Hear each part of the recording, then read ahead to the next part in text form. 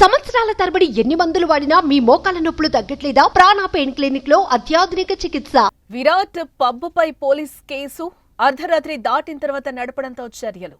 FIR నమోదు చేసిన బెంగళూరు పోలీసులు. బెంగళూరులో కోహ్లీకి 18 కమ్యూన్ పేరుతో పబ్. బెంగళూరుతో పాటు ఢిల్లీ, ముంబై, పూణే, కోల్కతాలో బ్రాంచ్లు ఉన్నట్లుగా తెలుస్తోంది. హైదరాబాద్ లో 18 పేరుతో కోహ్లీ రెస్టారెంట్. హైటెక్ సిటీలోని హార్డ్ రాక్ కేఫ్ కు సమీపంలో రెస్టారెంట్.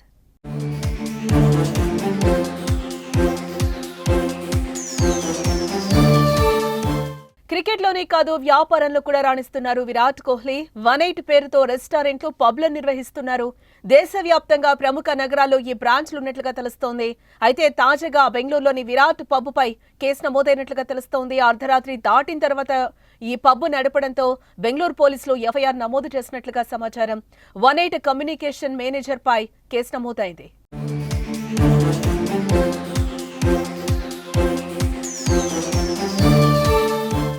అర్ధరాత్రి దాటిన తర్వాత నడపడంతో బెంగళూరు పోలీసులు ఎఫ్ఐఆర్ నమోదు చేశారు. 18 కమ్యూనల్ మేనేజర్ పై కేసు కూడా నమోదైనట్లుగా మనకి తెలుస్తోంది. బెంగళూరులో అర్ధరాత్రి 1 గంట వరకు మాత్రమే పబ్లకు అనుమతి ఉంటుంది. కానీ నిబంధనలు ఉల్లంఘిస్తూ టైం దాటిపోయిన తర్వాత కూడా నిర్వాహకులు తెరిచి ఉంచుతున్నారు. దీంతో వారిపై ఫిర్యాదులు కూడా అందాయి. పెద్ద పెద్ద సంగీతంతో న్యూసెన్స్ క్రియేట్ చేస్తున్నారని పలువురు పోలీసులను ఆశ్రయించడం జరిగింది. దీంతో వెంటనే రంగంలోకి దిగిన పోలీసులు టైం దాటాక కూడా కార్యకలాపాలు నిర్వహిస్తున్న పబ్లపై చర్యలు తీసుకున్నట్లుగా సమాచారం. విరాట్ కు చెందిన పబ్ కూడా నిబంధనలు ఉల్లంఘించడంతోనే ఈ కేసు నమోదైనట్లుగా తెలుస్తోంది.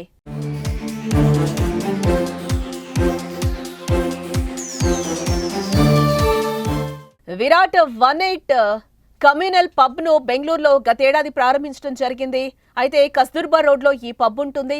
ఇక్కడ కూర్చొని సమీపంలో ఉన్న కబన్ పార్క్, చిన్నస్వామి స్టేడియంలో వీక్షించే అవకాశం కూడా కనిపిస్తుంది. బెంగళూరుతో పాటు ఢిల్లీ, ముంబై, పూణే, కోల్కతాలో కూడా 18 కమ్యూనల్ బ్రాంచ్లున్నాయి. హైదరాబాద్ లో మాత్రం 18 పేరుతో రెస్టారెంట్ ఏర్పాటు చేశారు కోహ్లీ. హైటెక్ సిటీలోని హార్డ్ రాక్ కేఫ్ కు సమీపంలో ఉన్న నాలెడ్జ్ సిటీలోని RMZ ది లాఫ్ట్ లో ప్రారంభించాడు.